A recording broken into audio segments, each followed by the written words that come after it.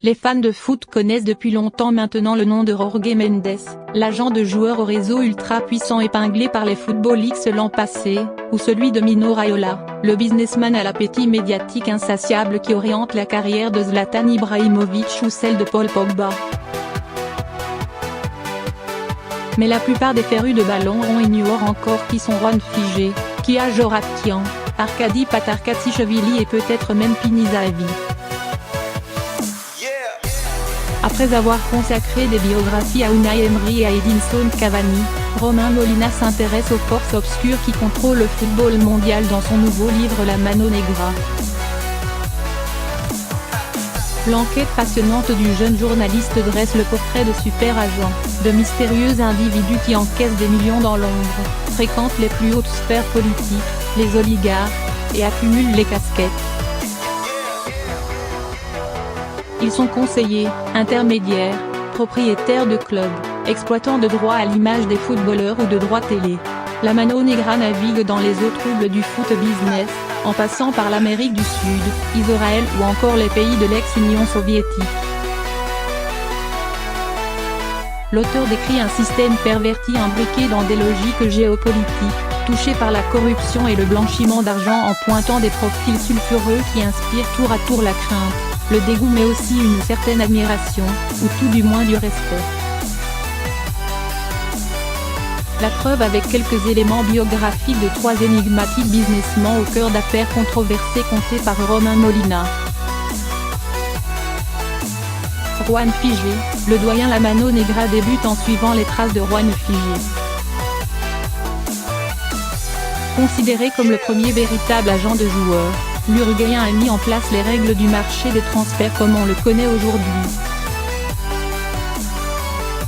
Au cours de sa carrière, Figé a réalisé plus de 1000 transactions et s'est occupé notamment des intérêts de Maradona. L'homme d'affaires sud-américain, premier super agent du milieu du football, a inspiré tous ses homologues actuels et est connu comme le cerveau de l'ACPO, pousseur de Partio Venezia Putiers propriété. Une pratique interdite par la FIFA depuis 2015 qui consiste à la vente d'une partie des droits économiques d'un joueur un tiers. Certains clubs pouvaient ainsi se payer les services de footballeurs a priori trop onéreux pour eux en cédant une part de l'athlète à un fonds d'investissement qui tirait profit de son côté d'une plus-value lors d'une revente. Pini Zahavi, le big boss La Presse a commencé à vraiment s'intéresser à Pini Zahavi depuis le transfert de Neymar au Paris Saint-Germain à l'été 2017. Ancien journaliste israélien, le businessman est l'homme qui décante toutes les situations. Au fil de l'enquête, on le retrouve d'ailleurs partout. Il agit en sous-marin, contrôle certains clubs, conseille des dirigeants, détient des droits télé.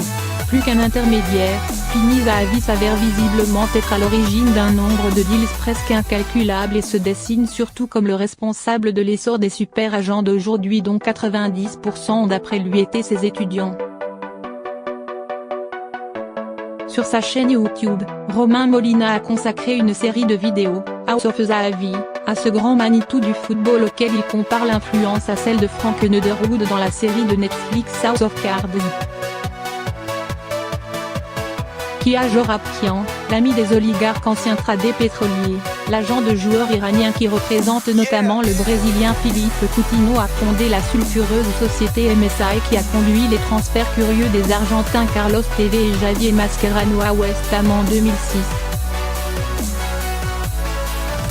L'homme d'affaires a été soupçonné d'avoir un temps servi de prête-nom pour l'oligarque Boris Berezovsky, retrouvé pendu en 2013 quelque temps après le décès de son associé Badri Patarkatsishvili et un procès perdu contre le propriétaire de Chelsea Roman Abramovich. Au fil des pages de La Mano Negra s'esquisse une nébuleuse où se côtoient hommes d'affaires opportunistes, oligarques surpuissants, politiciens et mystérieux intermédiaires.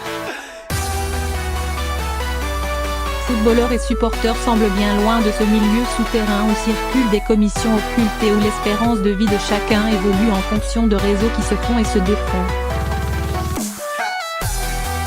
Jamais un petit livre n'a mieux décrit la raison d'être du football moderne. Son business, ses prédateurs, ses fables, ses légendes, sa déshumanisation, son storytelling permanent, écrit le journaliste d'investigation Denis Robert en préface du livre. Jamais plus vous ne verrez le monde du football de la même façon. La Mano Negra, ces forces obscures qui contrôlent le football mondial de Romain Molina, Hugo Document, 17 €.